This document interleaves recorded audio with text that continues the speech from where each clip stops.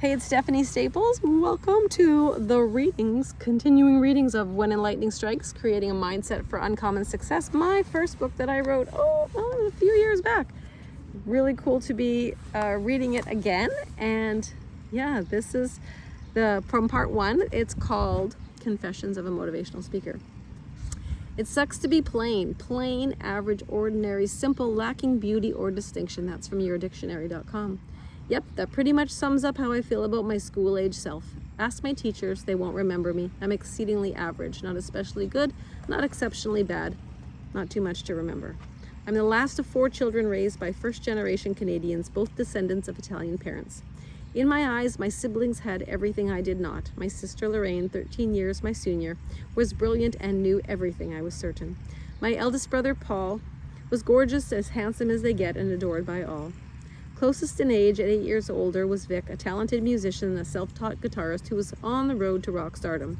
They had it all, and it was painfully clear to me that all of my parents' good genetic material had gone to them, with nothing left for me. And so my mindset was established at a very young age. Poor me. Some might say I was a surprise, but my lovely mother maintains to this day I was a blessing, delivered in her 40th year. I love my mother, my greatest fan, but having raised 3 other gregarious children, Mom was tired. She had neither the energy nor the inclination to chase me down. She always said she felt grandmother-ish compared to other mothers.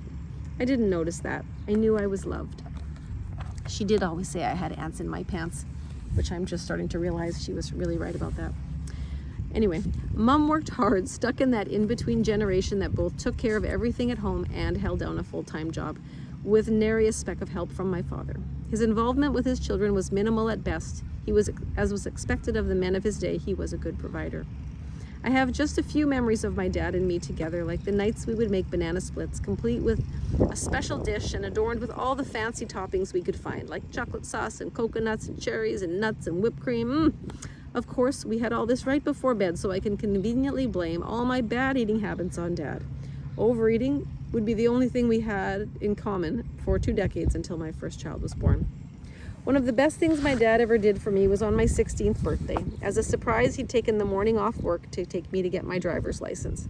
Secretly, he'd had an extra key for his car cut. He put it on a keychain and wrapped it up all by himself. This may have been, and I think was, the only gift he ever thought of, bought, and wrapped in his entire life.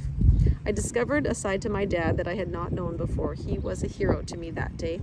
Surprises were my new favorite thing. It strikes me funny and sad how Mom could buy every other gift, make every other occasion special, but this is really the only gift I remember. Sometimes being a mom is a thankless job. Educate this. Education is an admirable thing, but is well to remember from time to time that nothing that is worth knowing can be taught. Oscar Wilde. There are 2 places in school that the truth comes out, and the first is in report cards, and mine were not good. If you saw them, you would find a sea of C- and Ds with one lonely A in typing. Wow. The comment section would be more revealing still. Achievements below capabilities, little effort this term, disruptive behavior, poor use of class time, more home study required, assignments incomplete, vocational classes recommended.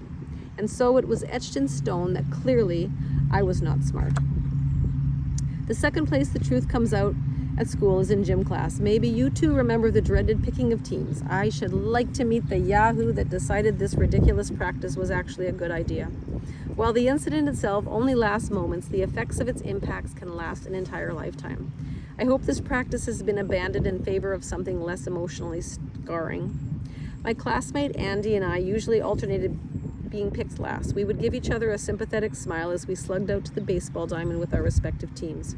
You knew you weren't welcome on this team because they wanted to win, and you were not going to help them accomplish their goal. They had a system and a plan that didn't include you, and since everyone knew what your contribution would be, with you as their handicap, they would aim for damage control at best. When it was my turn at bat, I wanted more than anything to hit the ball over their heads and out of the park. I wanted to prove them wrong for choosing me last. I picked up the bat. It felt foreign in my hand. I took a practice swing. I'm just going to interrupt myself here. Randy and I went to a baseball game just the other night, and it all came back to me like the PTSD of being in the baseball field when I was watching this game from decades and decades ago. So it's funny to me that I'm reading this right now. I hadn't thought about it in so long. I picked up the bat. It felt foreign in my hand. I took my practice swing.